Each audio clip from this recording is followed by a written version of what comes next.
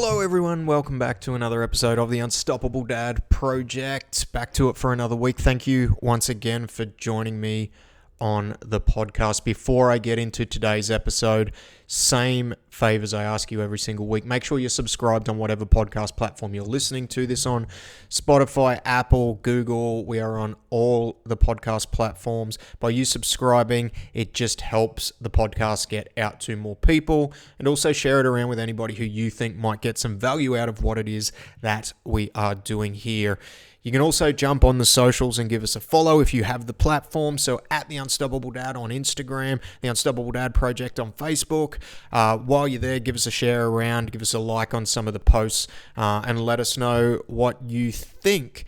Also, I am looking to get some guests on the podcast to do some interviews. So if there are any dads out there that would like to share their story, share some of the adversity that they've overcame and their own individual unique experience, then I would like to get you on the podcast and have a chat. So if that is you and it interests you to come on and have a chat and let everybody know your story, then jump into my social media DMs and let me know, and we'll tee up a time to get that going.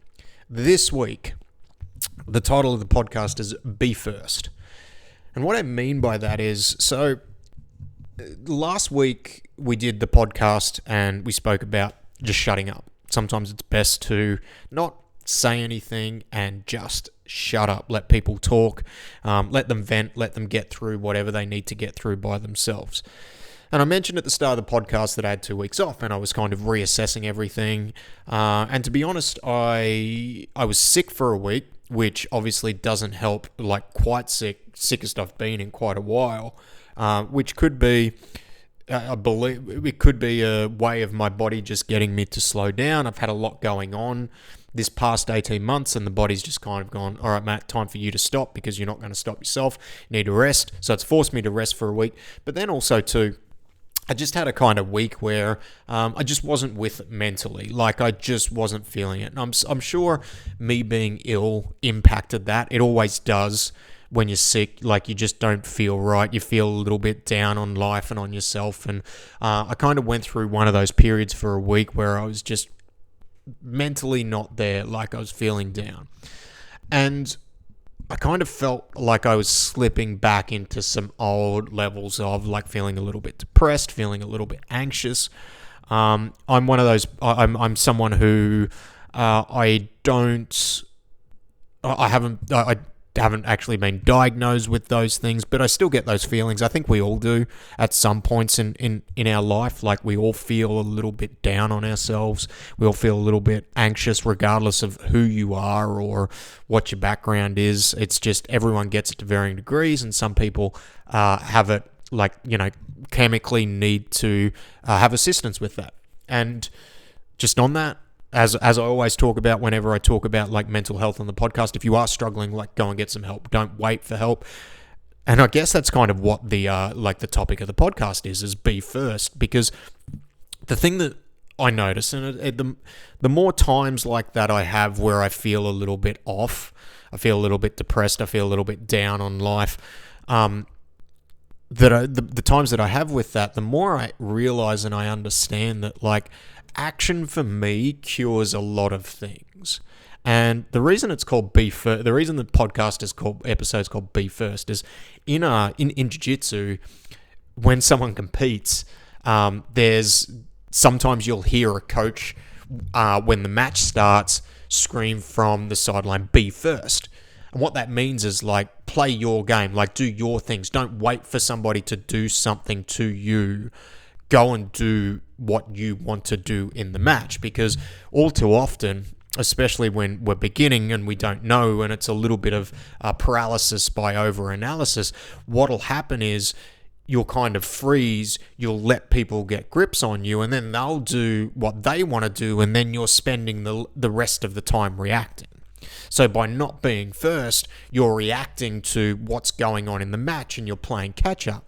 And the same can be said for like life in general. When you're waiting for something to happen and waiting to react to things, it can set off this snowball effect that for me, like mentally, when I'm just kind of playing defense and I'm reacting, I feel a lot more down about life and the position that I'm in, and I feel less thankful for the stuff that's going on.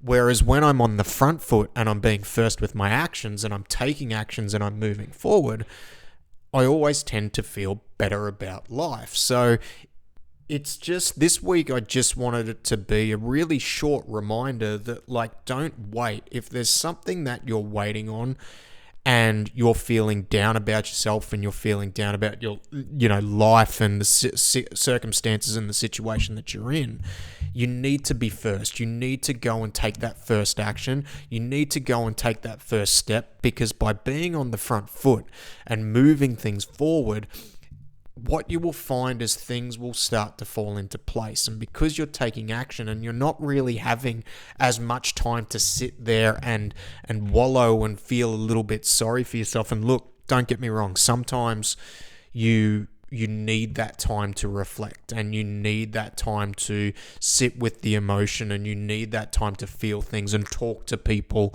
and get those feelings out and not let them bottle up. You 100% need that. But there is only a certain amount of time, I feel, that you want to sit there with that, because the more you sit there with that, the more, for me, it feels like quicksand, and it starts to feel insurmountable, and it starts to feel like it's something that you're never going to be able to get out of. And the thing that tends to always snap me out of those periods in life where I am feeling a little bit down, I'm feeling a little bit dejected, and I'm feeling like I'm not really getting anywhere, is really being first and taking action. It's stopping thinking about things, stop being reactive to things, so stop waiting for things to come to you, going out and searching for things, going out and actively starting to do things that can help move you forward.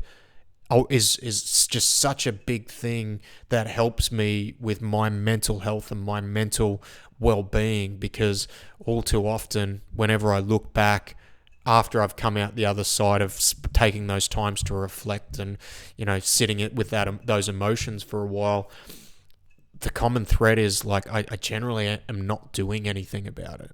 And again, I'm not saying that's going to work for everybody.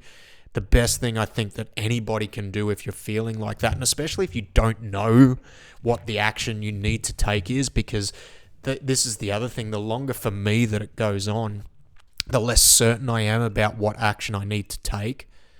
And yes, sometimes just doing something is going to be the best thing that you can do, rather than just waiting and waiting and waiting and waiting for somebody to save you. And I think that's something that we all get guilty of at times, where we're like, oh, fuck, I wish I could just take a break. I wish I could just catch a break. I wish something would just work out for me. And I know in the times where I've felt like that, I've been in that mindset, I really haven't been doing anything to, I don't know that deserves the word, but I'm going to use that. Haven't been doing anything to deserve to get that break, for things to fall into place. I've been waiting and reacting and playing defense when I really needed to be first and play my game and take my action to step it forward. Being a little bit of the victim, things aren't, like, bad shit's going to happen. And unfortunately, that's just part of life. And you're going to feel down on yourself from time to time. But there does come a point where once you've sat with that stuff for a little while, you just need to do something about it, and you need to be first, and you need to take some action, and you need to move yourself forward. Because if you don't take that concerted action to move yourself forward, you're just going to, even though you may not physically move backwards or financially move backwards or whatever the case might be, emotionally, I think you'll continue to move backwards. And that's why taking that action, moving forward, and really just doing something about it is such an important thing. You've got to be first. Like the great philosopher Ricky Bobby said, if you're not first, you're last. And while it may not necessarily pertain to this, I think the big takeaway and the big reminder that I just wanted to put across is, like, take action to move things forward.